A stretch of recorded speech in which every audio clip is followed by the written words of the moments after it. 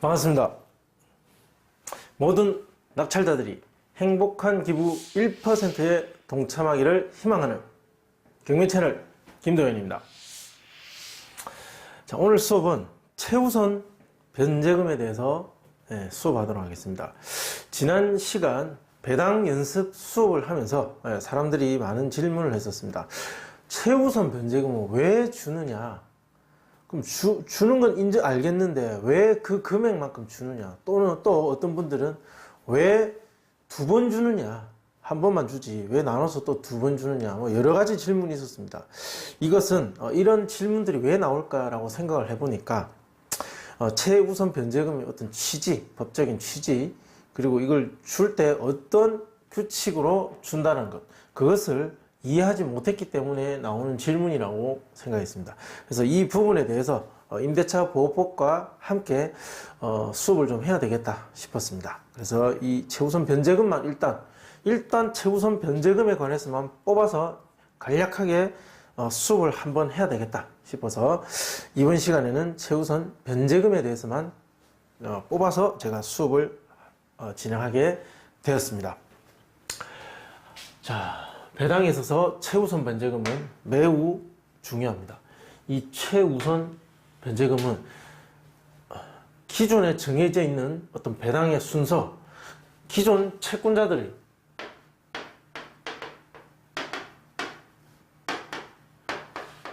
이 기존 채권자들의 배당 순서를 뒤집어서 역전시킬 수 있습니다. 역전시켜서 배당을 받습니다. 그리고 이 변제금을 받음으로 인해서 낙찰자에게는 뭐가 중요합니까? 명도가 중요하겠죠. 명도. 이 명도를 할 때 대단히 쉽게 명도할 수 있도록 만들어줍니다. 이 최우선 변제금은 낙찰자에게서는 강력한 아군이 되고 채권자에게는 거의 최악의 적군인 거죠. 이 3자 간의 관계에 있어서 최우선 변제금은 사람의 관계를 완전히 뒤집어 엎어버리는 그런 배당 금액의 일종입니다. 그럼 이것이 무엇인지 여러분들 이해를 하셔야 되고 왜 그렇게 하는지 취지도 한번 제가 설명을 해드리겠습니다. 법원 경매의 절차에 대해서는 제가 누누이 여러 번 말씀드렸습니다. 이 절차, 경매 사건이 접수되고 경매 사건 절차가 진행됩니다. 우편물을 발송하고 경매가 진행됨을 통보하고 감정평가를 하고 현황 조사를 하고 매각 기일을 정하고 그 모든 절차를 서류적 절차, 실무적 절차를 진행하게 됩니다. 그리고 매각 기일 공고를 하죠. 그리고 드디어 매각을 합니다. 경매로. 어떤 방식으로? 경매로. 낙찰자에게 잔금 납부 기한 통지서를 발송하고 잔금 납부를 하게 합니다. 이 잔금을 내면 소유권 이전이 되죠.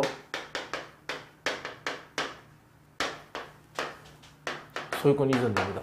이 소유권이 이전됨과 동시에 낙찰자는 명도를 시작하게 됩니다. 왜? 소유권이 바뀌었고 소유권이라는 절대권에 기해서 이 점유하고 사용하게 하기 위해서 비켜라, 물건을 인도해라 라고 주장할 수 있는 권리가 생기는 겁니다.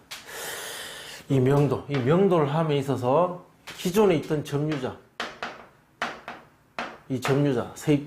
세입자가 나가는데 훨씬 유리하게 판을 순식간에 바꿀 수 있는 그것이 최우선 변제금입니다. 이 최우선 변제금을 주고 안 주고에 대한 결정은 낙찰자가 하는 것이 아닙니다. 법원이 하는 거죠. 법원이. 미리 정해놓은 규칙에 따라서 법원이 줍니다. 이 점유자는 그 돈을 받기 위해서는 낙찰자에게 협조를 할 수밖에 없습니다. 협조를 해야만 됩니다. 그래서 낙찰자는 명도도 손쉽게 할 수 있고 점유를 쉽게 가져오고 좀 더 평화롭게 이 점유의 어떤 이전을 할 수 있는 거죠. 최우선 변제금을 배당받기 위해서 낙찰자의 인감증명서와 그리고 명도 확인서, 그 명도 확인서에는 인감도장이 찍혀 있어야 됩니다. 그것을 받기 위해서는 점유를 이전시켜 줘야 되겠죠. 그럼 어떻습니까? 다시 돌아가서 낙찰자 입장에서는 최우선 변제금을 받게 만드는 것, 물론 자기가 하는 건 아니겠지만 받게 되는 상황이 훨씬 더 유리하다는 거죠. 그래서 최우선 변제금을 받느냐 받지 않느냐, 경매 입찰하기 전에 권리 분석하는 과정에 있어서 반드시 분석을 해야 됩니다. 이 배당 분석의 필요성, 왜 배당 분석을 해야 되는지 좀 전에 제가 설명드렸지 않습니까? 이 채권자들과 이 점유자가 돈을 나누어 가져가야 됩니다. 법원의 입장에서는 잘생기고 키 크고 예쁘고 법 잘 지키는 사람한테 나눠주는 것이 아니라 사전에 여러 법들이 충돌하고 있는 데서 중요한, 법원의 입장에서, 국가 입장에서 중요한 원리에 따라서 그것을 잘 적용해서 순서를 정해놨습니다. 그것은 배당 순서라는 제 수업을 영상이 있으니까 다시 한번 꼭 보시기 바랍니다. 1번, 2번, 3번, 4번 순서를 정해놨습니다. 그 순서에 따라서 이 점유자 그리고 채권자들, 이 많은 채권자들에게 다 돈을 나눠줍니다.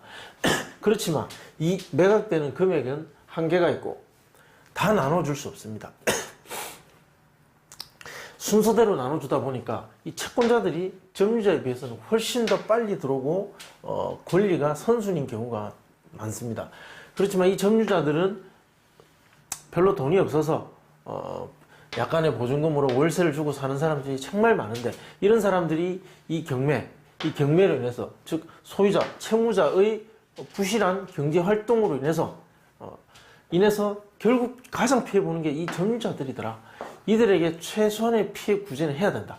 이들의 배당 순서를 역전해서라도 어기고라도 이 사람들을 먼저 집어넣어서 최소한의 돈을 줘야 된다. 그것이 최우선 변제금이죠. 그것이 최우선 변제금입니다. 이 최우선 변제금을 포함한 배당 순서를 정함에 있어서 법원은 어떠한 입장에서 이 배당 순서를 정했는가? 자, 이것은 배당의 필요성이라는 제 수업 시간을 했습니다. 그것을 잠깐 다시 반복하자면, 법원의 입장 그리고 국가 입장에서는 신의 성실의 원칙에 따라서 법을 적용하고 일반 상식과 통념에 따라서 이 채권자들의 채권 순위를 정할 수밖에 없습니다. 물권법, 일반 채권법, 여러 가지 법들이 있겠죠. 다양한 법들을 적용해야 되기 때문입니다. 그러함에도 약자를 배려한 상대적 평등도 실현해야 됩니다. 이것도 지켜야 되고 이것도 지켜야 되고, 그리고 사적 자치의 존중, 어떤 개인 간의 거래에 있어서 그들 간의 계약, 그들 간의 사적 자치도 존중해야 됩니다. 그것을 모두 하면서 또 사회 정의도 구현해야 되고 공익을 실현해야 되는 이 복잡하고 어려운 것을 나름대로는 정말 제가 봤을 땐 최적이라고 봅니다. 물론 그보다 더 훌륭하고 더 좋게 배당의 순서와 배당의 원리 그리고 배당의 규칙을 바꿀 수도 있겠지만 현재로서는 이 많은 사람들의 이해관계를 다 만족시켜 줄 수 없는 상황에서는 그나마 최선의 배당의 순서라고 저는 봅니다. 그 배당의 순서에 따라서 배당을 하면서 이것 약자를 배려한 상대적 평등 실현, 이것을 위해서 최우선 변제금은 반드시 있어야 된다. 최우선 변제금은 반드시 있어야 된다. 그렇게 해서 이것을 먼저 영순위가 뭡니까? 경매 집행하는 데 들어간 비용이죠. 그 다음에 있는 1순위로 이것을 배당해 줍니다. 그럼 여기까지는 최우선 변제금을 배당해 줄 때 누구의 눈치를 가장 많이 봐야 됩니까? 상위에 있는 이 채권자들이겠죠. 특히 이 1번 채권자. 이 사람의 눈치를 볼 수밖에 없죠. 사적 자치의 원리도 존중해야 되고 그들 간의 계약, 이 소유자, 채무자고 채권자고 계약, 내가 돈을 빌려서 반드시 주겠다. 이 집 팔아서라도 주겠다. 담보로 돈을 빌려줬겠죠. 대표적인 게 은행 아니겠습니까? 이 사람은 믿고 돈을 빌려줬고 이 집을 팔아서 돈을 받아야 되는데 이상한 자기가 모르는 후순위 점유자들이 와서 이들한테 먼저 돈을 주겠다고 하니 이 사람은 억울할 수밖에 없습니다. 그렇지만 이 모든 우리 이 사회가 유지되고 돌아가기 위해서는 약자들에 대한 상대적 평등도 필요하다는 것은 이들도 대한민국 국민의 한 사람으로 인정할 수밖에 없다. 인정할 수밖에 없습니다. 그렇게 해야만 되니까. 그래서 어느 정도까지는 인정해 주겠다라는 약속. 이 법원과 채권자와 그리고 이 채무자와 점유자, 이들 간의 어느 정도의 사회적인 약속, 그것이 바로 이 최우선 변제금, 소액임차인 최우선 변제금이라는 거죠. 즉, 뭐 예를 들어서 1984년 6월부터 87년 11월 사이에 이루어진 담보물건 설정에 대해서는 보증금의 범위가, 서울 직할시일 때 보증금의 범위가 300만 원 이하일 때, 300만 원 이하의 보증금을 걸어놓고 살고 있는 정말 그 소액 임차인들, 사회적 약자라고 예상되는 이들에 대해서는 300만 원까지 최우선 변제를 해주자라는 그 채권자 그리고 법원, 법원 그리고 점유자, 이들 간에 사실상 어떤 약속이라고 보시면 됩니다. 물론 정하는 건 뭐 국회에서 만들었겠죠. 이런 취지를 잘 지키기 위해서. 최근에 와서는 이것이 이제 이 날짜가 왜 이렇게 구분되느냐, 물가가 다르고 물가가 오르고 화폐 경제가 점점 팽창됨으로써 보증금도 계속 커지고 있습니다. 지금 300만 원짜리는 의미가 없죠. 즉 경제적 규모가 커짐에 따라서 이 보증금의 규모도 커지고 물가 가치도 오르기 때문에 그에 맞게끔 계속 올랐던 거죠. 계속 오르는 거죠. 그래서 지금에 이르러서는 2016년 3월 31일부터 2018년 9월 17일까지네요. 자, 여기 안에서는 서울특별시 1억 원 이하인 임차인에 대해서는 3,400만 원까지는 최우선 변제금으로서 지급한다. 순위가 느려도 지급한다라는 겁니다. 왜 이렇게 정해놓아야 되느냐? 이거 보고 돈 빌려줄 때 채권자 너 나중에 돈 빌려줄 때 내가 배당할 때 이렇게 한다고 해서 불만 가지지 말고 사전에 이 표를 보고 이거 줄 거라 가정하고 알아서 대출해줘라. 즉 채권자의 불측의 손해,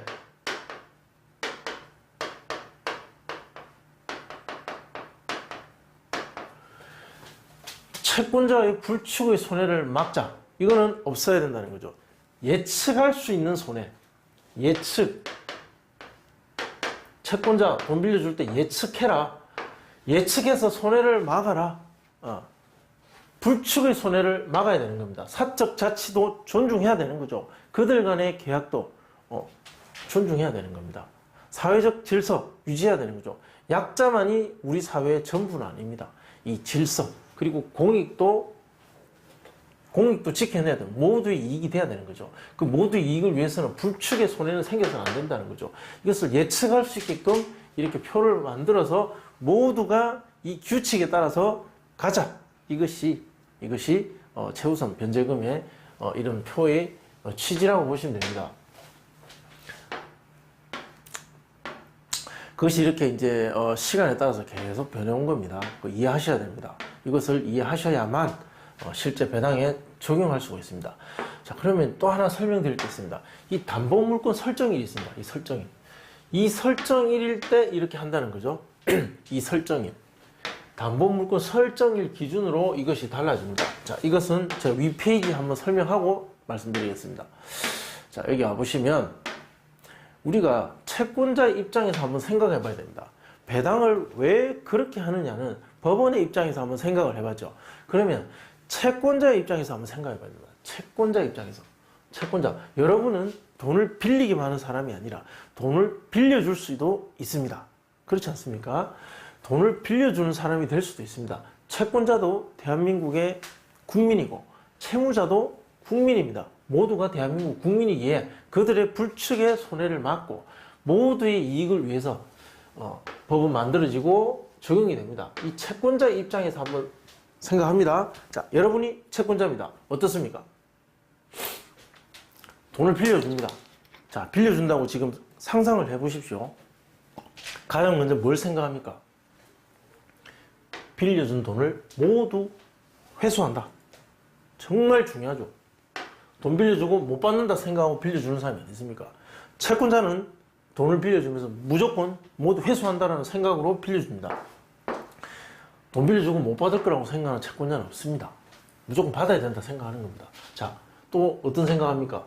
원금과 받기로 한 약정한 이자, 그리고 이 약정을 어겼을 때 발생한 연체이자, 이것까지, 연체이자까지 모두 회수한다. 모두 받아내야 손해가 없으니까. 그렇지 않으면 그냥 은행에 이자 받고 넣어놓는 게 낫지. 왜 내가 너한테 빌려주겠느냐.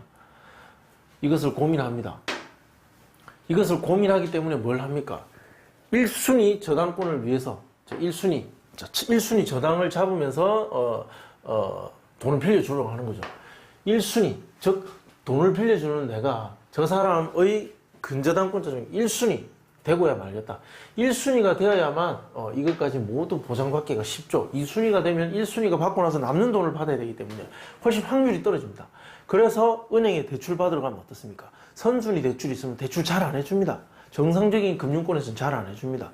뭐 대부회사나 사채들이나 해주지. 대부분 1순위 근저당에 대한 대환 대출을 한다든가, 또는 그것을 말소하고 와야 대출해준다고 하죠. 예, 정상적인 은행권에서는 이거 다 생각하기 때문에 절대 손해 안 보고 대출하고자 하기 때문에 1순위 근저당을 고집합니다.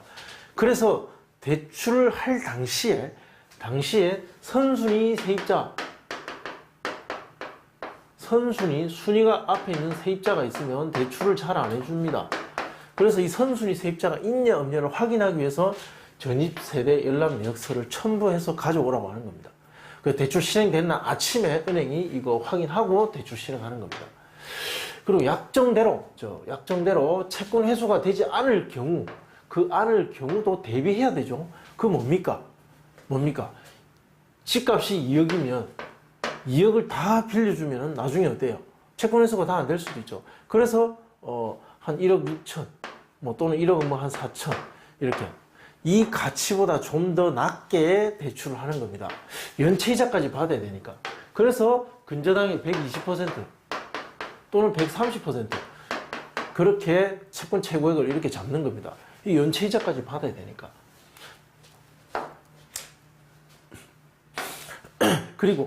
그리고 연체이자는 또 높게 책정합니다. 실제 금리는 3%, 4% 이렇게 대출이 나와도 이 약정한 이자를 제때 지급하지 않으면 연이자 19%, 또는 18%, 경우에 따르면 20% 이렇게 연체이자는 굉장히 높게 해가지고 높게 해서 손해가 나지 않게끔 최대한 이 약정을 지키도록 그렇게 유도를 합니다.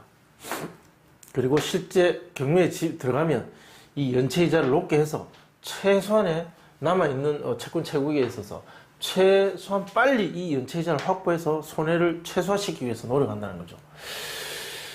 그리고 경매 진행과 자금 회수에 걸리는 시간이 필요하죠. 이자 안 내면 바로 경매를 집어넣을 수 있는구나. 물론 근저당은 집어넣을 수 있죠.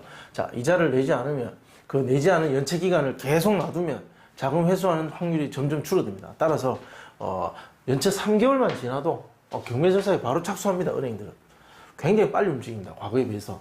경매 진행과 자금 회수에 걸리는 시간을 넉넉히 대비한다. 자, 여기까지 보십시오. 여러분들이 채권자라면 이 지금 제가 말씀드린 이러한 고민들, 채권자 입장에서 말하는 거,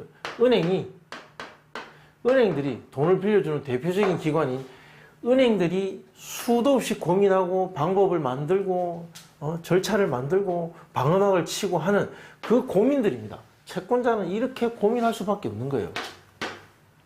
그 중에서도 우리가 지금 수업하고자 하는 최우선 면제금. 자, 이것은 배당 순위를 역전까지 시키는 경우입니다. 자, 여기까지 모두 대비를 해야 되겠죠. 여러분이 돈 빌려줄 때 이거 고민 안 하겠습니까? 고민하시겠죠. 할 수밖에 없습니다. 소중한 내 돈이니까. 이 배당 순위를 역전시키는 것들이 보면 지방세, 국세입니다. 이 완납 증명. 대출 받아보신 분 아실 겁니다. 지방세, 국세 완납 증명서 첨부하세요. 자, 국세, 지방세 다 냈느냐? 내가 대출 나가기 전에 다 냈느냐? 이거 확인하는, 그래서 확인하는 겁니다. 그리고 공사와 관련된, 건축공사와 관련된 토지 대출일 때, 그런 대출 때, 이거 내보신 분 있을 겁니다. 유치권 포기 강서. 시공업체로부터 이거 받습니다. 유치권 포기 강서.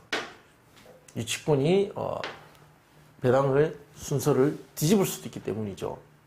필요비, 유익비. 그리고 이제 방빼기. 자, 이거 우리가 오늘 수업하자고 하는 최우선 변제금.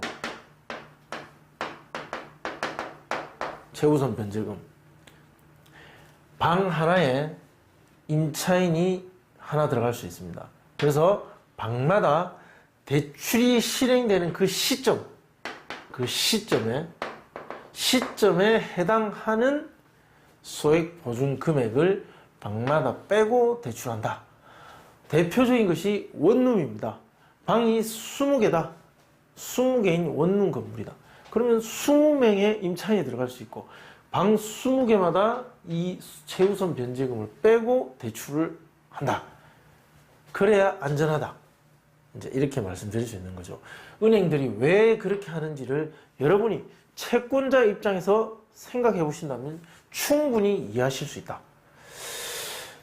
방마다 소액 임차인 최우선 변제금을 공제하고 돈을 빌려준다. 그래야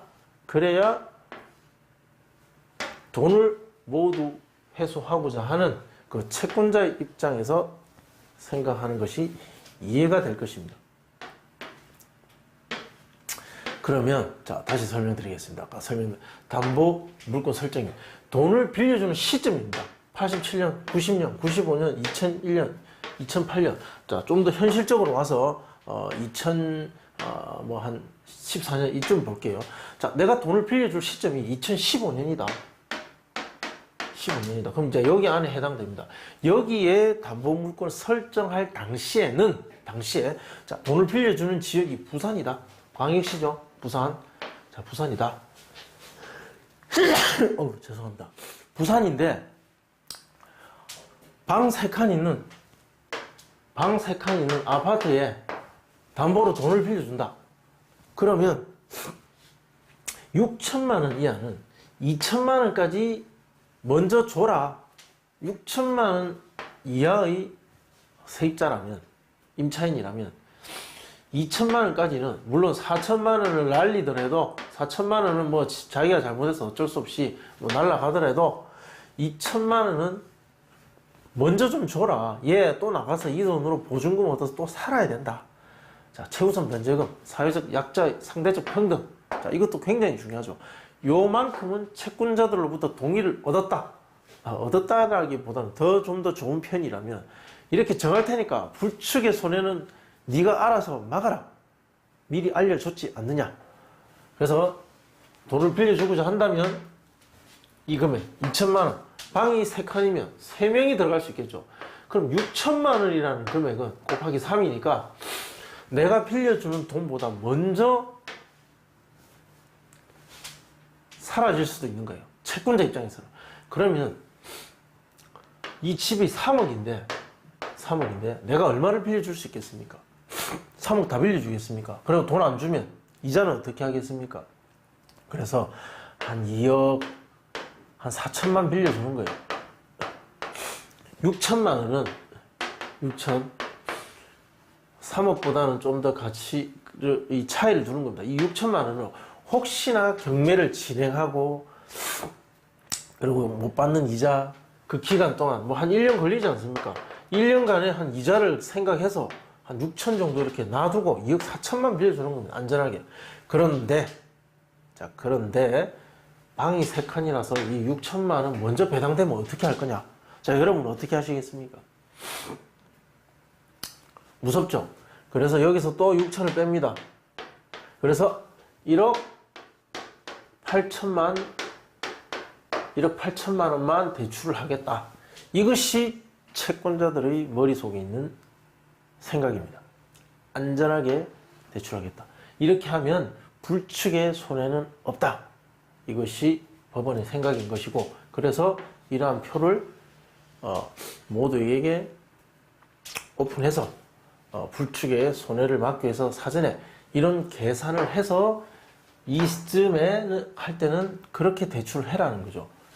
이거 왜 이렇게 그 보증금이 점점 높아지면서 이 구간이 변하는지는 제가 아까 말씀드렸죠.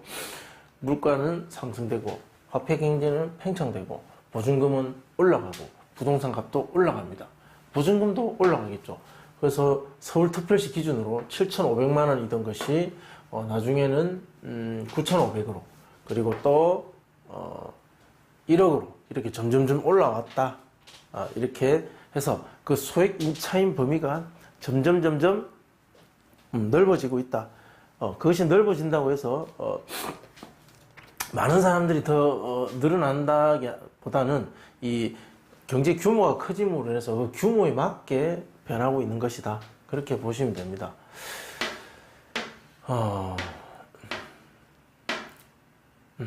그러면 이 소액 임차인이 되기 위한 요건이 있습니다. 그냥 보증금 그 금액에 계약하면 다 인정해 주냐? 그거 아닙니다. 자, 첫 번째, 배당 요구 종기일까지 경매 신청이 되고 배당 요구 종기, 배당 요구, 내가 이 돈 받을 게 있습니다라고 법원에 찾아가서 얘기하는 그 채권자들과 점유자 간에 나는 이 정도 받을 게 있어요라고 다 같이 신청하는 기간이 있습니다. 그 배당 요구 종기일까지 반드시 배당 요구를 해야 됩니다. 배당 요구. 돈 달라 소리 안 하는데 법원이 먼저 찾아가서 주는 경우는 없습니다. 특히나 임차인 같은 경우는 등기 현황에는 찍혀 있지 않은, 거기는 기재되어 있지 않은 그냥 동사무소에 있는 겁니다. 법원 직원이 먼저 동사무소 알아서 찾아가서 법원에 경미계장이 자기가 그 전입세대 열람 떼가지고 보고 그리고 찾아가서 당신 보증금 얼마냐, 물론 현황 조사를 하기 위해서 집행관을 시켜서 대신 하긴 하지만 법원 직원이 직접 하지 않습니다. 와서 배당 요구를 해야만 주는 겁니다.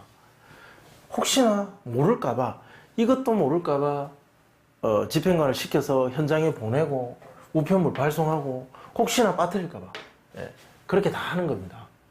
나중에 문제가 되면 안 되니까. 즉 우편물을 받고 집행관을 만나서 경매 집행에 관한 안내문을 설명을 들었다면 반드시 그 날짜까지 가서 배당 요구를 해야만 최우선 변제금을 줄 수 있습니다.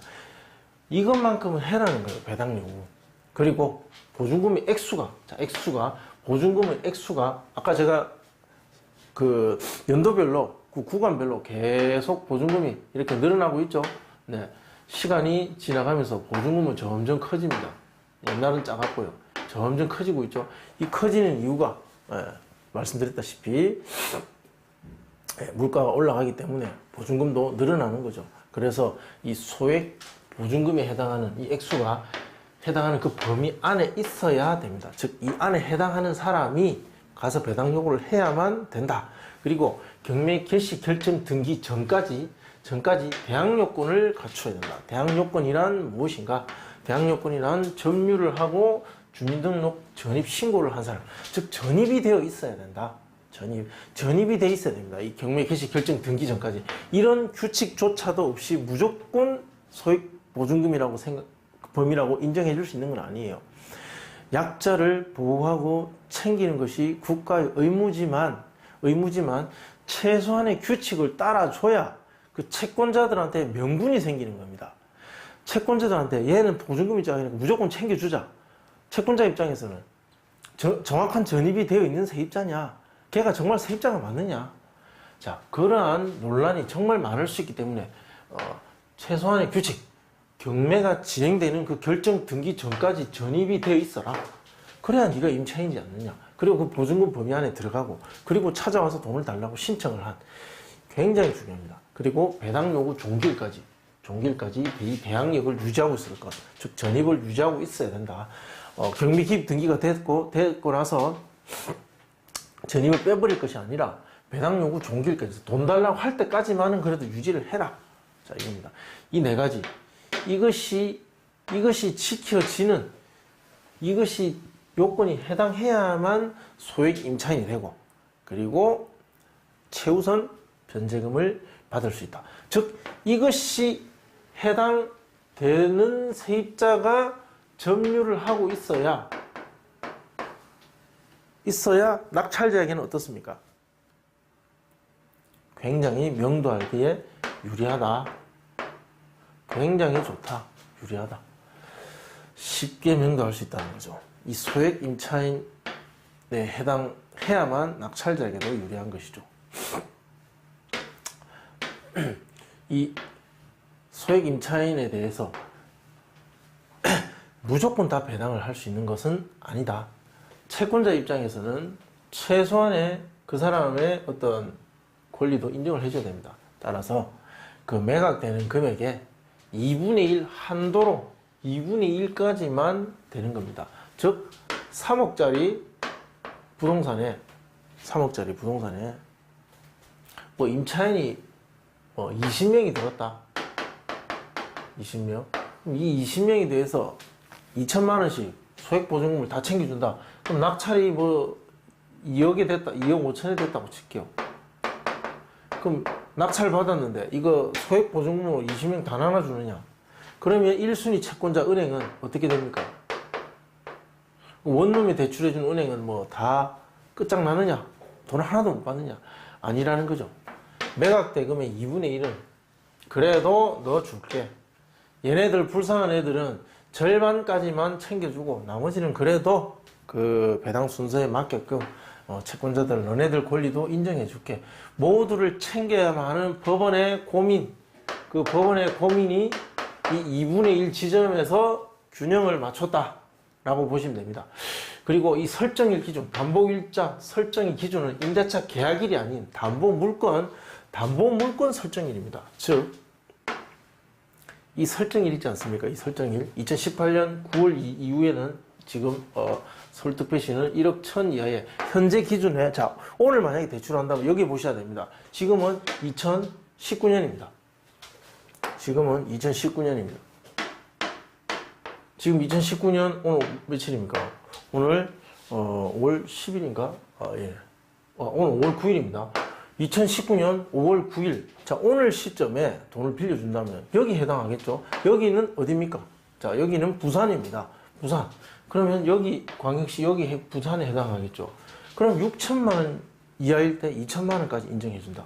자, 오늘 내가 지금 돈 빌려주면서 고려해야 될 거예요. 지금 이 시점의 물가, 그리고 지금 이 시점의 보증금, 이 시점에 인정되는 예측할 수 있는 이 표를 보고 대출을 해주고 돈을 빌려주는 겁니다.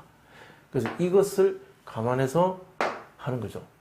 예측할 수 있게끔 되어 있습니다. 불축의 손해를 막자. 그리고 임차인 입장에서는 소액보증금 임차인 입장에서는 최소한의 이 보증금이라도 받아서 그 다음 삶을 시작할 수 있게끔 유지해주자, 지켜주자 이만큼은 그 모든 고민이 이 표에 담겨 있다. 이것도 이해하시겠죠? 이 설정일 기준은 담보물건 기준이다. 계약 날짜가 아니라는 것. 그 채권자와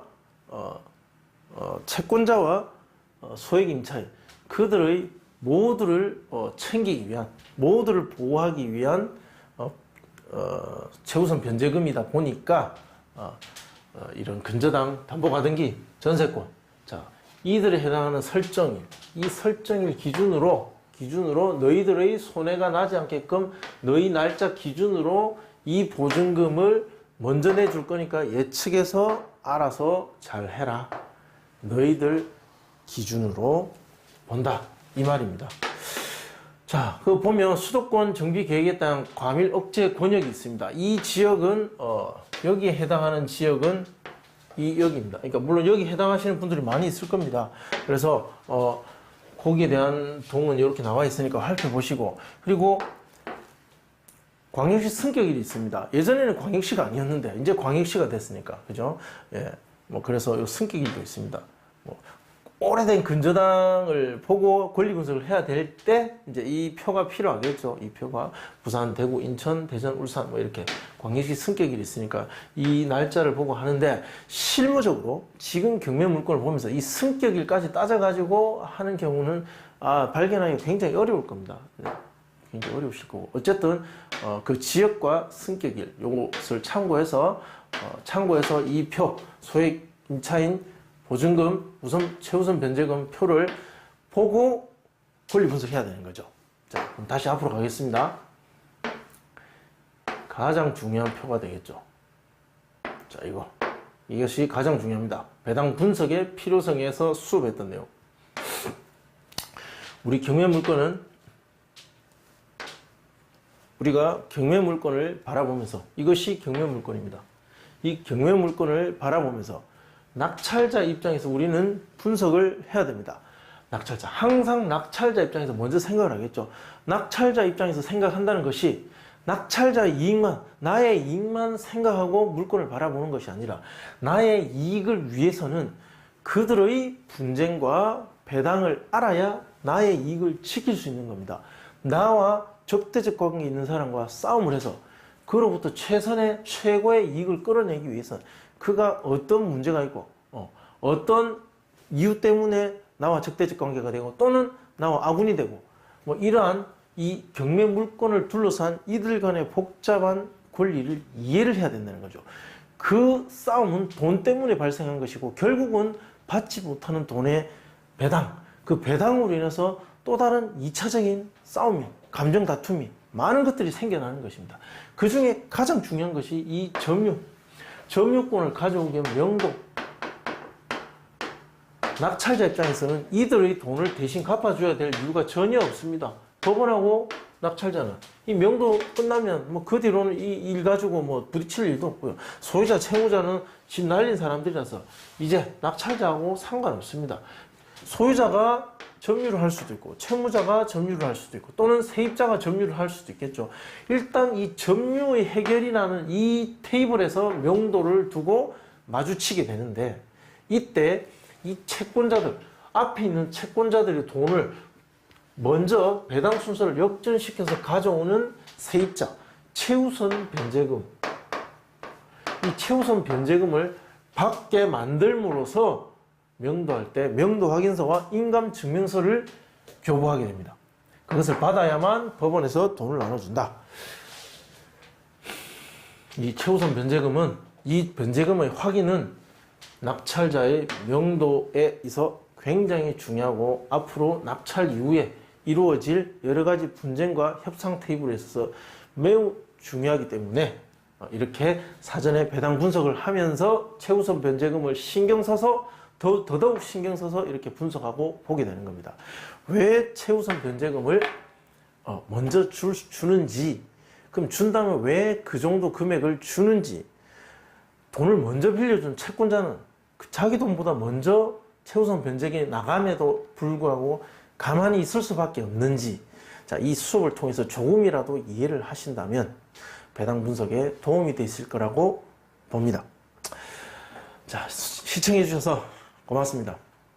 저희 수업을 듣고 모두가 행복한 1% 기부, 즉 싸게 낙찰받은 금액의 1%, 양도 차익, 발생한 양도 차익의 순이익의 1% 이렇게 기부해서 자기가 갖게 된 나머지 99%가 더욱더 행복하게 되는, 그것을 제가 여러분들한테 강조하고 실천하기를 희망하고 있는 겁니다. 제 수업을 들으신 분들은 꼭 행복한 1% 기부에 동참해 주시기 바랍니다. 시청해 주셔서 감사합니다. 좋아요, 구독 신청 부탁드립니다.